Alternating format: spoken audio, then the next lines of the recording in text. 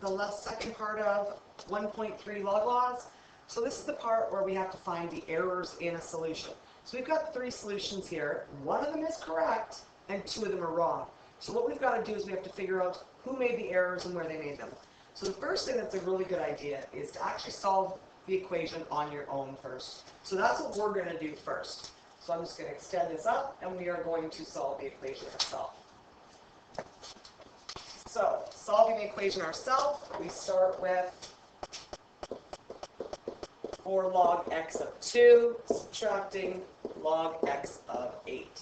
So, the first thing we have to do is put our 4 up on top of our 2 as our exponent.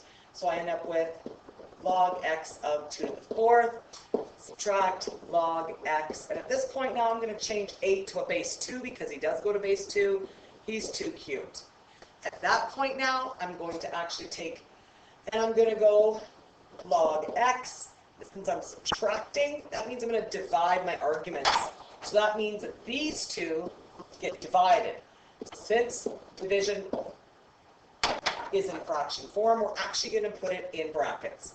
So we have 2 to the 4th over 2 cubed. Simplifying this, we're going to get log base x of, since I'm dividing, I subtract the exponents because the bases are the same. So I'm going to get log base x of 2 exponent 1. Do I have to show the 1? No, I don't. So my final solution is log base x of 2. So let's go up to the top here and see who actually made the correct solution and who did not. We should get log x of 2.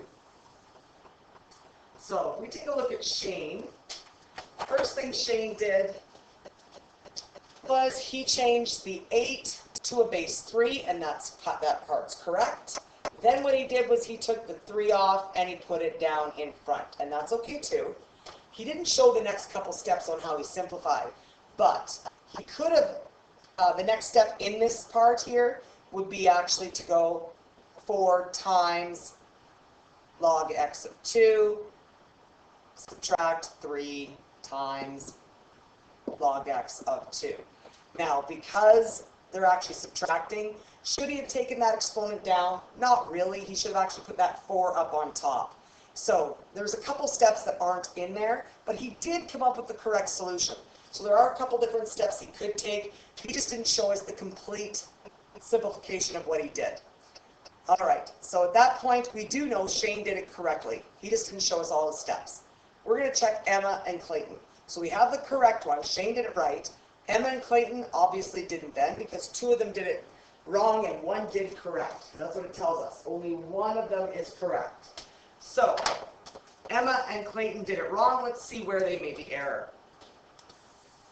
If we take a look at Emma, she put on the 4 up here, which is perfect. That's exactly what she did. And then she simplified, which is awesome.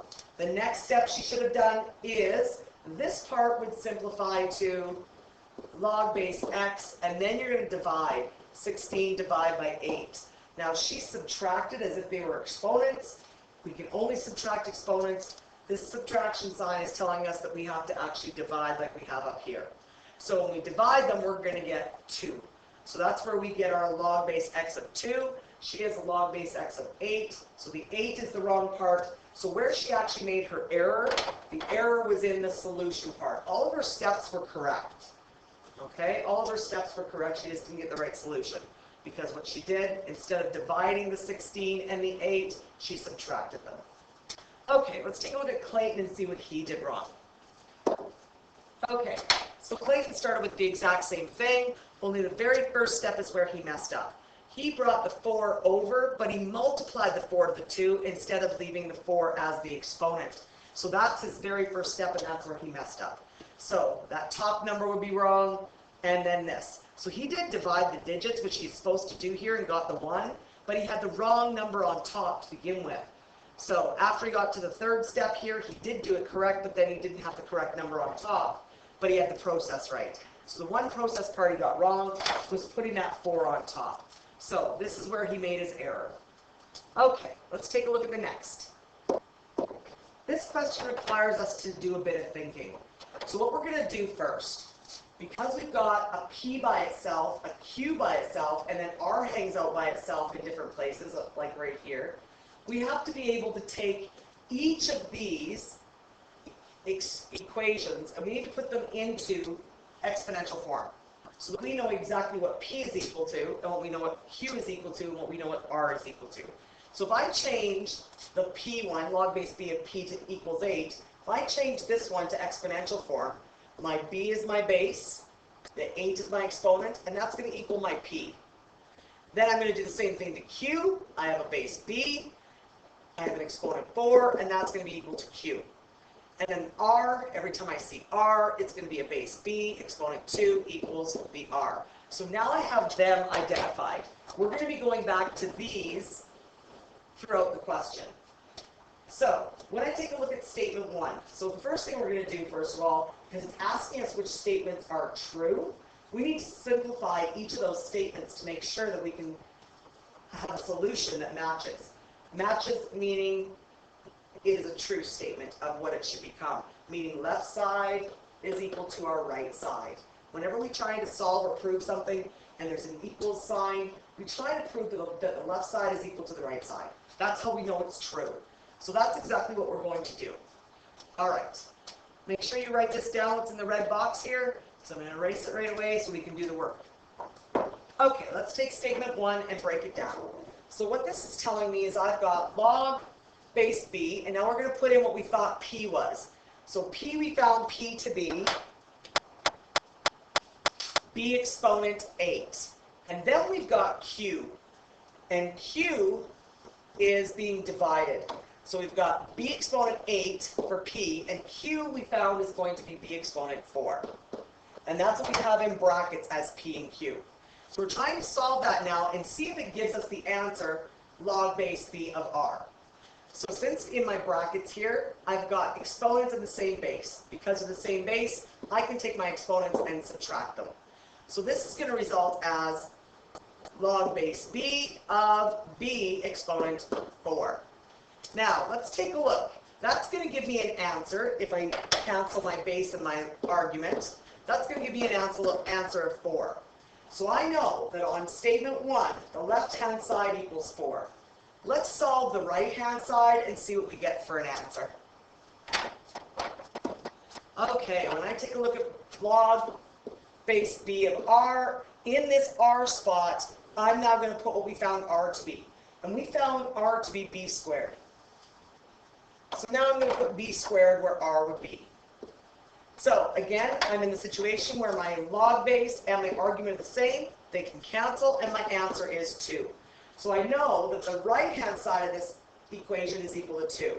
Well, let's take a look now. Does 4 equal 2? No, they are not equal. Because they're not equal, statement 1 is false. Okay? Now in my multiple choice questions, I know statement 1 is not true. So I can cross it out. It's not even a possible solution for me in my multiple choice answers. Now I'm going to go to statement 2 and do the exact same thing and see if it is true. Okay, in statement 2 on the left-hand side, we've got log base b, and where I've got q, we found q is going to be b exponent 4. So I'm going to have b exponent 4 in brackets, and then it says this is all squared. Well, that just means the 2 multiplies into my 4. So now this simplifies to become log base b of b exponent 8. My base and my log argument cancel, so that left-hand side is going to be equal to 8. So statement 2, my left-hand side is equal to 8. Let's figure out if it's equal to the right-hand side. Okay, on the right-hand side, I've got log base b of p times r. So now I'm going to put in what p is. We found p is b exponent 8, timesing by r, which is b exponent 2. Okay, that's in brackets. Because they're multiplying and they have the same base, I add their exponents. That's my rules. So this is going to simplify as log base b of b exponent 10. Again, I use the property where I can cancel my log base and my argument because they're the same, and I'm going to get my answer as 10. So on the right-hand side, it simplifies to 10. So I'm going to find out already 8 is not equal to 10, so that means statement 2 is also false. So I can wipe it off. So statement 2 is not my answer. So when I actually look at my multiple choice questions, letter D says some other combination of statements. So that means I could use statement 1 and 2, or 1 and 3, 2 and 3. Okay? That means that one of the statements, 1 or 2, also has to be true. And they're not. We found they're both false. So that means that D is not a possible answer, and my solution is already C. Well, let's find out how C works out. We're going to prove that that is the true answer. Okay, so on the left-hand side here, I've got log base B of P. Well, we know log base B of P, that whole thing is equal to 8.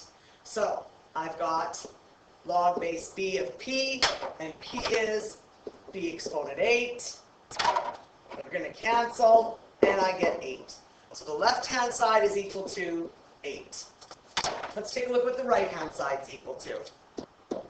Okay, my right-hand side now, I've got log base B of Q, and Q is B exponent 4, timesing by log base B of R, and we know R to be B exponent 2.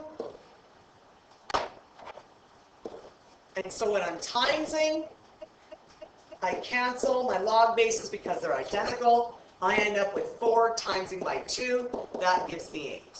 So the right-hand side also gives me 8. Yes, they are equal, so it is my true statement. Okay, so we proved it. Let's move on to the bottom question. It says, which one of these, using these same properties that we found up top here, which one of those does not equal 24? So just because it says not equal to 24, which one is not?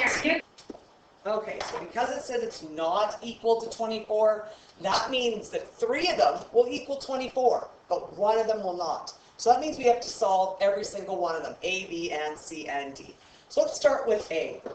We've got 4 times log base B of Q times R. Well, we know that Q is B to the 4th, and R is B squared. We times those together means we can add the exponents. So this is going to simplify to 4 times log base B of B exponent 6. Now I'm going to bring my 4, and he's going to start to become the other exponent on top here. So now what's going to happen? I simplify even further. I'm going to get log base B of B, now exponent 6 times 4. I multiply those, and I'm going to get 24. My base and my argument are going to cancel. My answer is 24. So A, we find, equals 24. So it cannot be our answer. So we want the one that does not equal 24. Let's find out what B equals. Okay, so B has 2 times log base B of P. And we know P is B exponent 8. And we are adding it to 2 times log base B of Q. And we know Q is B exponent 4. Now what we're going to do is we're going to take those 2's out front and put them on exponents of the current exponent we have. So it simplifies to look like this. I'm going to get log base B of B exponent 8 all squared plus log base B of B to the 4th power all squared. Now I use the property where I multiply the outside exponent inside, multiply the exponent outside to the inside. So when I rewrite this, this is going to give me log base B of B exponent 16 plus log base B of B exponent 8. Then I'm going to now, since it's saying adding, first of all, I'm going to notice that my log arguments and my base are the same, so I can cancel them. I'm going to get 16 plus 8, which gives me 24. Okay, so that one worked out, and it also gave us the answer of 24.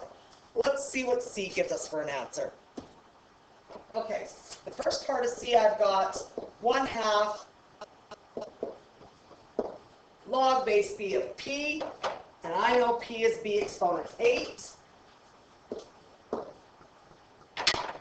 And that's multiplying by log base B of R cubed, and I know R is B squared, but he's all cubed.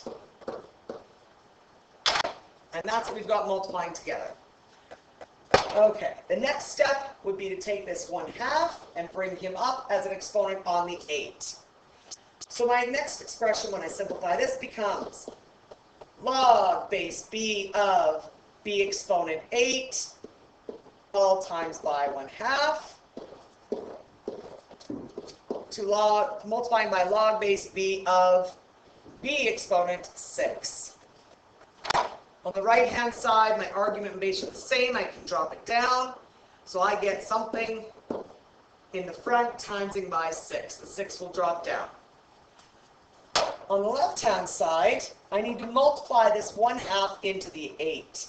So that's going to give me log base B of B exponent 4. Where did the 4 come from? Well, the 4 gave me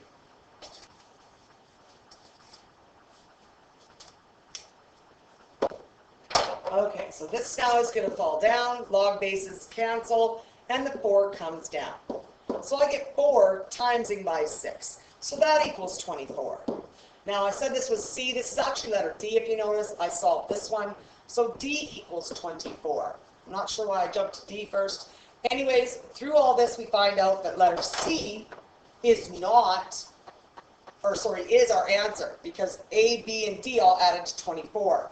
Now, let's prove that C does not give us 24 as an answer.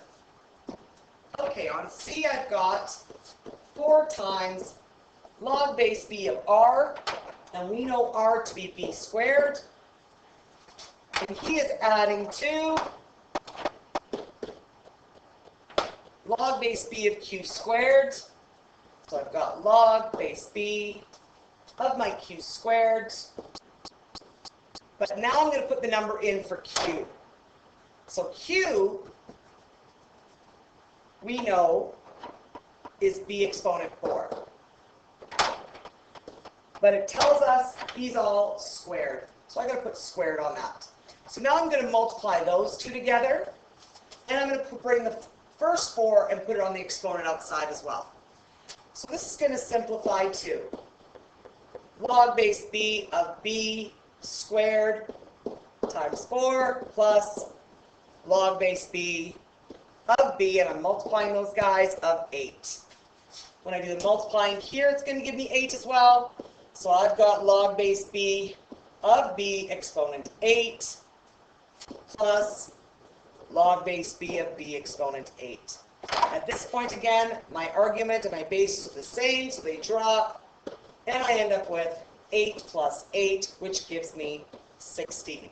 So yes, letter C did not give us an answer of 24, so that is why he is the correct solution. Okay, taking a little quick review of some definitions and some terms here from our unit. Let's do a little bit of matching. So these guys would match up to give me 6 would match A, so 6 matches A. B gives me matching with 2, so 2 is B. C is 1, so 1 is C on top here. D gives me 3, and 3 over here is D. E gives me 7, so there's letter E. And F gives me 4. And the last one, of course, would have to be 5.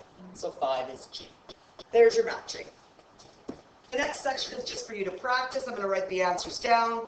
You need to solve them. If you're having problems with these, please come see me for help. So number 1 is going to solve to become a 2. The next one beside him is going to solve and become a -3. This will solve to become a 1, and this will solve to become a negative 7.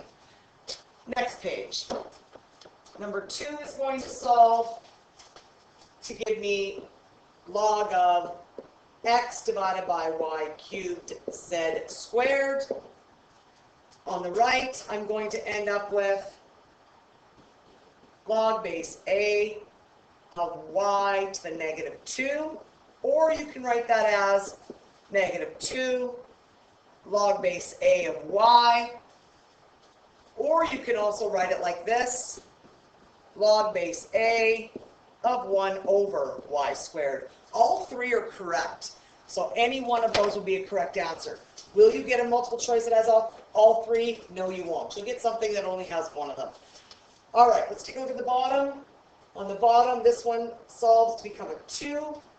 On the right-hand side, oh, sorry, this all belongs down here. Leave that one. That actually belongs down there. The one on the top actually solves to become log base a of q cubed over p to the 11 over 3. Okay, the 11 over 3 is the exponent on the p on the bottom. So that's how that one solves. Now again, this one can also be written with the p up top with a negative exponent. So you could also write this one like this. You could have log base a of p to the negative 11 over 3 times q cubed. Okay, so you can have that. On the bottom of your page, we have these ones. This solves to be, if we do the nearest hundredth, 2 decimal places, 2.46. This is going to give me 4.23. This will give me 1.60. And this one will give you an error, not possible, because of the negative sign. The bases and the arguments can never be a negative number. You cannot solve those. Okay, the last few questions here. A is going to solve to become log x exponent 5, log x to the negative 1/3, or you could have log x